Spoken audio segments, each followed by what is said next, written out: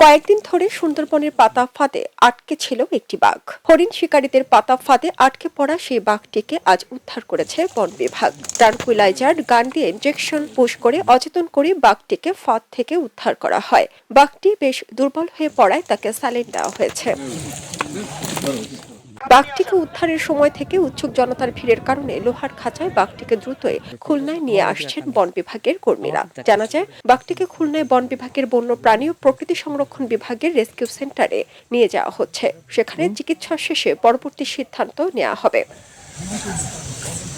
কয়েকদিন ধরে সুন্দরবন সংলগ্ন সার্কির খাল এলাকার গহীন বনে হরিণ শিকারীদের পাতা ফাঁদে আটকে পড়েছিল বাঘটি। কয়েকদিন ধরে আটকে থাকায় বাঘটি দুর্বল হয়ে পড়ে। বাঘের এমন ভিডিও ভাইরাল হয় সোশ্যাল মিডিয়ায়। এরপর বন্যপ্রাণী সংরক্ষণ বিভাগের কাছে খবর গেলে তারা বাঘটি উদ্ধারে এগিয়ে আসে।